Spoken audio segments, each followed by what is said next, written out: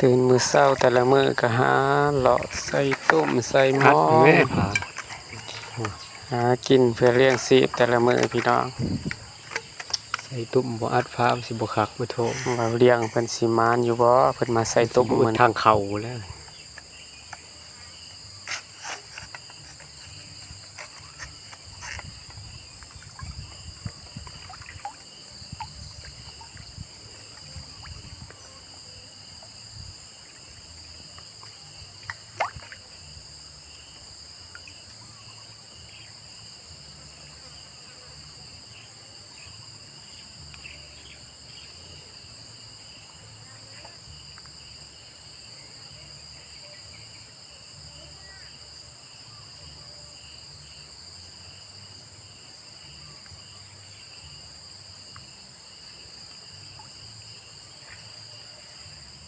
แน่นๆได้น้ำไหลครับ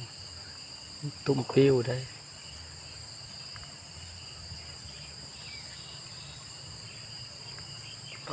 ติดตาเนี่ย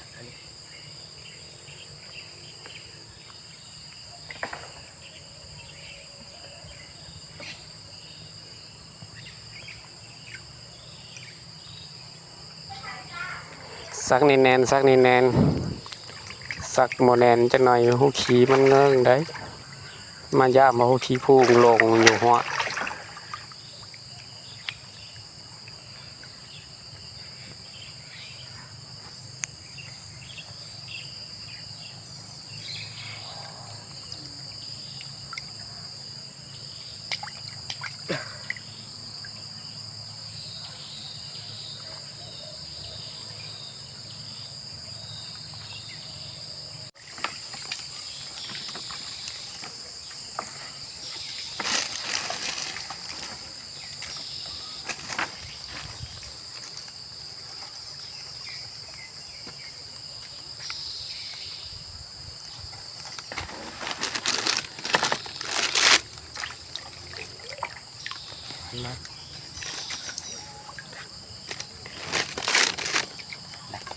มีที่จักลืมอัดไข่พาเนี่ย คักแน่ได้ใครแต่พาไว้เดียวบ่คักขอโทษนะ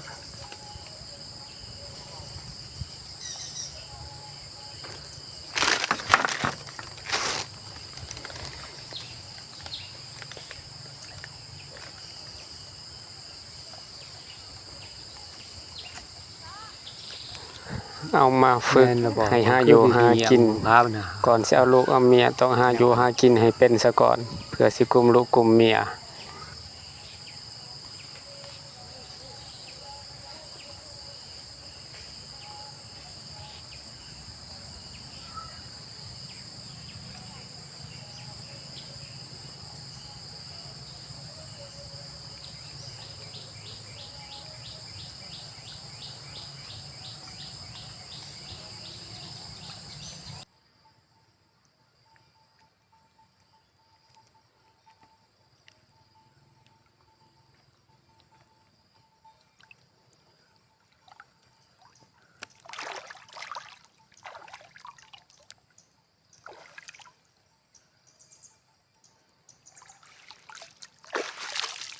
มานเล่มื้อนี้ฮะ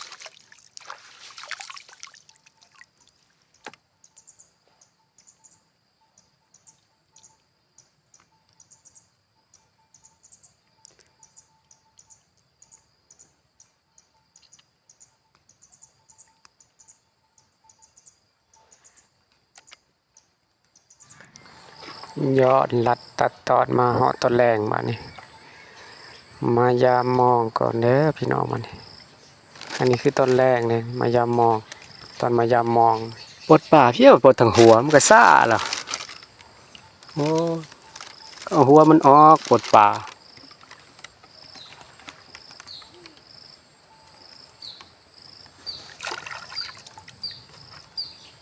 ก็รีปลดในใด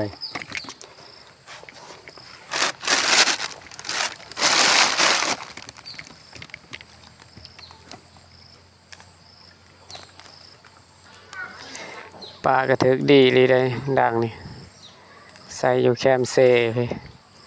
น้ำขึ้นถึกดีลีดังนี่โอ้ยม่วนลีเอาแล้วบักผู้ปดนี่ปดสะอะไรป้าจนบ่เป็นโอ้อันนั้นมันสิเอาเมียมีท่านได้กินอยู่บ่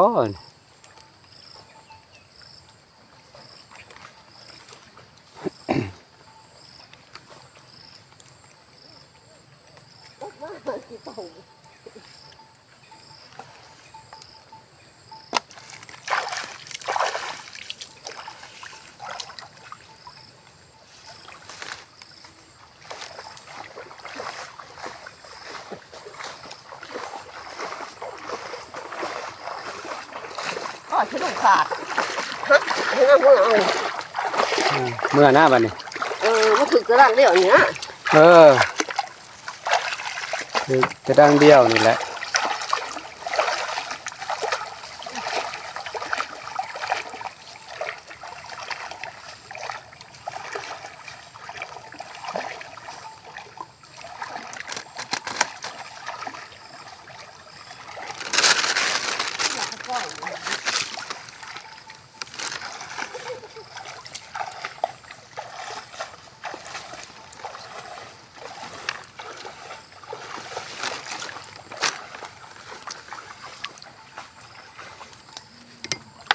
ขายนะต้องขายให้มาให้เช่าพัน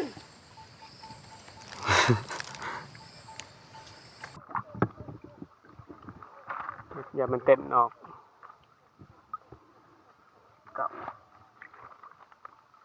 โอเคมันเต้นออก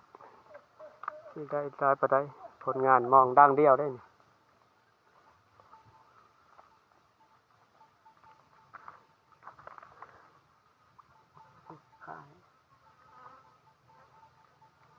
ยังขายมองปิดแล้วยังขายอยู่นะ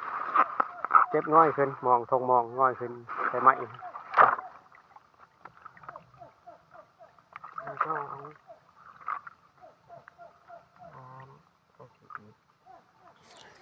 ขาย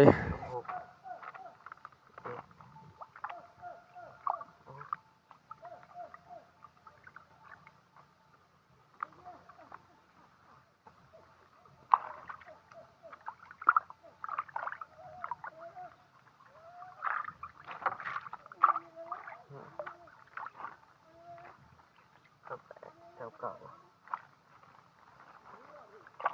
ขึ้นมาตั้งสิ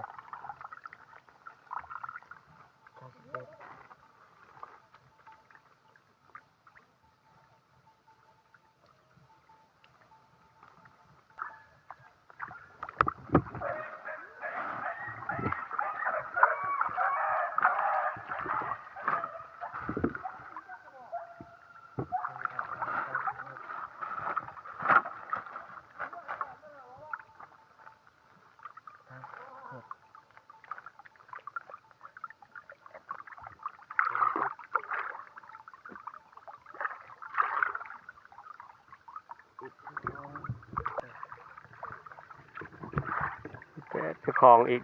ประมาณ20 ปลาย ใกล้เลยจ้ะ 30 มา30มาดูผลงานตุ้มกันนะครับ มา70มองดังเดียวสมควรกินเต็มของดังเดียวได้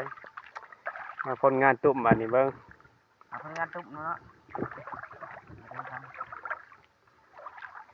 สิมานคือมองอยู่บ่ตุ่มนี่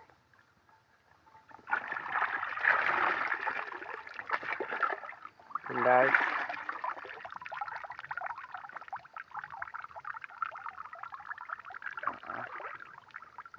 12 โต บ่ปานใดเว้ยเทใส่คลองแล้ว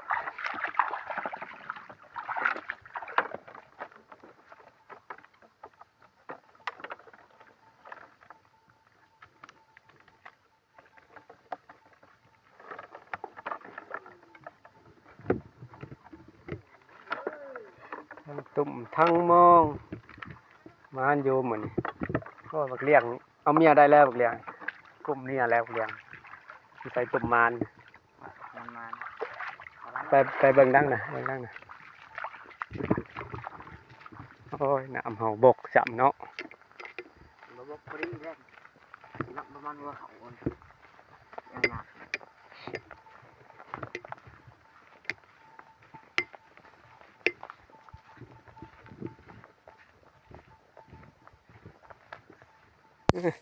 น้ำบกเฮ็ดแตะข้อมอนี่ก็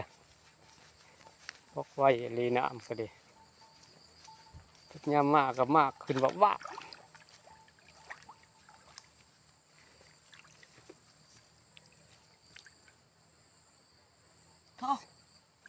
บังอาจนี่ อะไรง่ายขึ้นงานเจ้า อันเนี้ยของไอ้พี่น้อง อยู่ใกล้ไว้เนาะ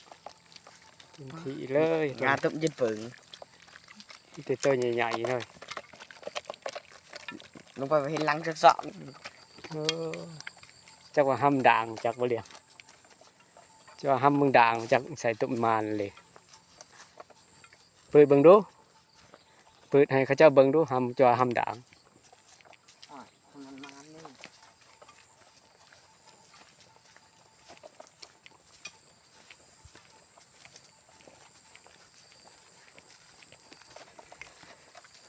มันมานี่ มันมันนี่มันพี่น้องเอ้ยบ่เท่กับยาเด้อง่ายไว้ในเฮือนแหล้วมันสิมาหามันเต้นออกเท่กันนะมันบ่มีพาเก็บใส่ตุ่มเขาก็ได้โอ้มันเว้ย ตุ้มล่างนี่เอามาได้กับมันโห ง่ายใหม่ได้ผู้เฮ็ดงานนี่แจ๋วเลยเนาะโอ้ยมีผู้อยากจ้างเนี่ยบ่เฮ็ดงานตุ่ม